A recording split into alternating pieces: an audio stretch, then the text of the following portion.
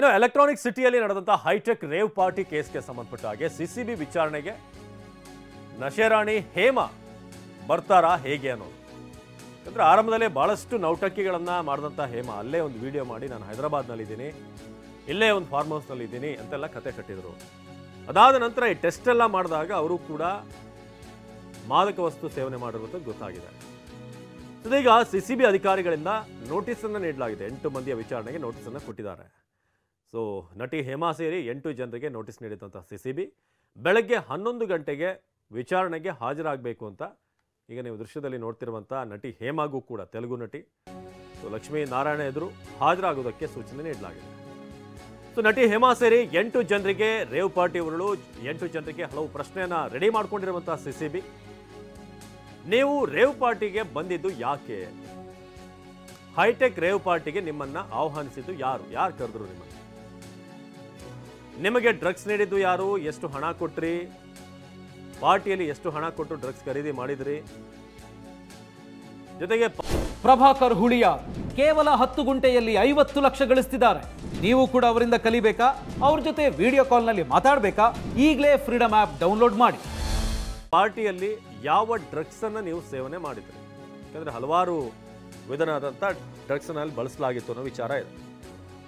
ಟ್ಯಾಬ್ಲೆಟ್ಗಳು, powder, ಹೀಗೇನೆ ಯಾವಾಗ್ನಿಂದ ನೀವೆಲ್ಲ drugs ಸೇವನೆ ಮಾಡ್ತಿದ್ದೀರಾ? ಇದ್ರ ಬಗ್ಗೆ ಕೂಡ ಪ್ರಶ್ನೆ. ಪಾರ್ಟಿಯಲ್ಲಿ ನಿಮ್ಮ ಜೊತೆ ಯಾರ್ಯಾರಿದ್ರು? ಹಲವಾರು ಆಯಾಮಗಳಲ್ಲಿ ವಿಚಾರಣೆ ನಡೆಸೋದಕ್ಕೆ ಈಗ ಸಿದ್ಧತೆಗಳು ಆಗ್ತಾ ಇದೆ. ಸೊ ನಟಿ ಹೇಮಾ ಸೇರಿದ ಹಾಗೆ 8 ಜನರಿಗೆ ರೇವ್ ಪಾರ್ಟಿ ಸಂಬಂಧಪಟ್ಟ ಹಾಗೆ ಇವತ್ತು 11 ಗಂಟೆ ಬೆಳಗ್ಗೆ ನೋಟಿಸ್ ನೀಡಲಾಗಿದೆ. ನೀವೆಲ್ಲ ವಿಚಾರಣೆಗೆ ಹಾಜರಾಗಬೇಕು.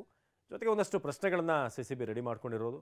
ಯಾರು ನಿಮ್ಮನ್ನು ಕಾಂಟ್ಯಾಕ್ಟ್ ಮಾಡಿದ್ರು ಇಂಥ ಒಂದು ಪಾರ್ಟಿ ಇದೆ ನೀವು ಬರಬೇಕು ಅಂತ, ಜೊತೆಗೆ ನಿಮ್ಮನ್ನು ಕರೆದ ಮೇಲೆ ಅಲ್ಲಿ ಡ್ರಗ್ಸ್ ವಿಚಾರವಾಗಿ ಯಾರು ನಿಮಗೆ ಮಾಹಿತಿಯನ್ನು ಕೊಟ್ಟರು ಅಥವಾ ಡ್ರಗ್ಸನ್ನು ನೀಡಿದ್ದು ಯಾರು, ಎಷ್ಟು ಹಣ ಕೊಟ್ರಿ, ಪಾರ್ಟಿಯಲ್ಲಿ ಎಷ್ಟು ಹಣ ಕೊಟ್ಟು ಡ್ರಗ್ಸನ್ನು ಖರೀದಿ ಮಾಡಿದ್ರಿ, ಹಾಗೆ ಪಾರ್ಟಿಯಲ್ಲಿ ಯಾವ ಡ್ರಗ್ಸನ್ನು ಬಳಸಲಾಗಿತ್ತು ಅಂತ.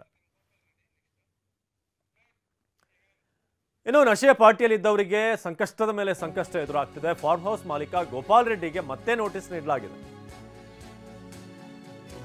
G R farm house, Gopal Reddy farm house ಮಾಲೀಕ, ಸೊ ಆತನಿಗೆ ಮತ್ತೆ ನೋಟಿಸ್ ಅನ್ನು ಕೊಟ್ಟಿದ್ದಾರೆ. ಈಗಾಗಲೇ ಒಮ್ಮೆ ಮನೆಗೆ ನೋಟಿಸ್ ನೀಡಿರುವಂತಹ ಸಿಸಿಬಿ 2ನೇ ನೋಟಿಸ್ ಅನ್ನು ನೀಡೋದಕ್ಕೆ ಈಗ ಸಿದ್ಧತೆ ಮಾಡ್ಕೊಳ್ತಾರೆ. ಮನೆ ಬಾಗಿಲಿಗೂ ಕೂಡ ನೋಟಿಸ್ ಅನ್ನು ಅಂಟಿಸಿ ಬಂದಿದ್ದಂಥ ಸಿಸಿಬಿ ಮೊದಲ ನೋಟಿಸ್ಗೆ ಯಾವುದೇ ರೆಸ್ಪಾನ್ಸ್ ಇಲ್ಲ.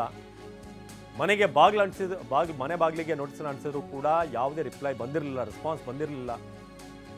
ಹಾಗಾಗಿ ಇನ್ನೊಂದು ನೋಟಿಸ್ ಅನ್ನು ಕೊಡೋದಕ್ಕೆ ಈಗ ಪ್ಲಾನ್ ಮಾಡಲಾಗ್ತಿದೆ ಸಿಸಿಬಿಯ ಕಡೆಯಿಂದ. ನ್ಯಾಯಾಲಯದ ಮುಂದೆ ಶರಣಾಗೋದಕ್ಕೆ ಗೋಪಾಲ್ ಯತ್ನ, ಫಾರ್ಮ್ ಹೌಸ್ ಮಾಲೀಕ ಪ್ರಯತ್ನದ ಬಗ್ಗೆ ಸಿಸಿಬಿಗೆ ಮಾಹಿತಿ ಬಂದಿದೆ, ಇಂಥ ಒಂದು ಪ್ರಯತ್ನ ಮಾಡ್ತಿದ್ದಾರೆ ಅಂತ. ಸೊ ಶರಣಾಗತಿಯ ಮೊದಲೇ ವಶಕ್ಕೆ ಪಡೆಯೋದಕ್ಕೆ ಸಿಸಿಬಿ ಈಗ ಸಿದ್ಧತೆಯನ್ನು ನಡೆಸ್ತಾ ಇದೆ. ಸೊ ಇದೇ ಮನೆ ಗೋಪಾಲ್ ರೆಡ್ಡಿ ಅವರ ನಿವಾಸಕ್ಕೆ ಅಲ್ಲಿ ಬಾಗಿಲಿಗೆ ನೋಟಿಸನ್ನು ಅಂಟಿಸಲಾಗಿದೆ, ಮೊದಲ ನೋಟಿಸ್. ಆದರೆ ಆ ನೋಟಿಸ್ಗೆ ಯಾವುದೇ ರೆಸ್ಪಾನ್ಸ್ ಗೋಪಾಲ್ ರೆಡ್ಡಿ ಕಡೆಯಿಂದ ಬಂದಿಲ್ಲ. ಸೊ ಆ ಕಾರಣಕ್ಕೆ ಈಗ ಮತ್ತೊಂದು ನೋಟಿಸನ್ನು ಕೊಡೋದಕ್ಕೆ ಸಿದ್ಧತೆಗಳನ್ನು ಮಾಡಿಕೊಳ್ಳಲಾಗ್ತಾ ಇದೆ. ಇನ್ನೊಂದು ಕಡೆ ಈ ಕೋರ್ಟ್ಗೆ ಸರೆಂಡರ್ ಆಗುವಂಥ ವಿಚಾರಕ್ಕೆ ಸಂಬಂಧಪಟ್ಟ ಹಾಗೆ ಕೂಡ ಪ್ಲ್ಯಾನ್ ಆಗ್ತಾ ಇದೆ. ಆದರೆ ಅದಕ್ಕೂ ಮುನ್ನವೇ ಶರಣಾಗತಿಯ ಮೊದಲೇ ವಶಕ್ಕೆ ಪಡೆಯೋದಕ್ಕೆ ಸಿಸಿಬಿ ಪ್ಲ್ಯಾನ್ ಮಾಡ್ತಾ ಇದೆ.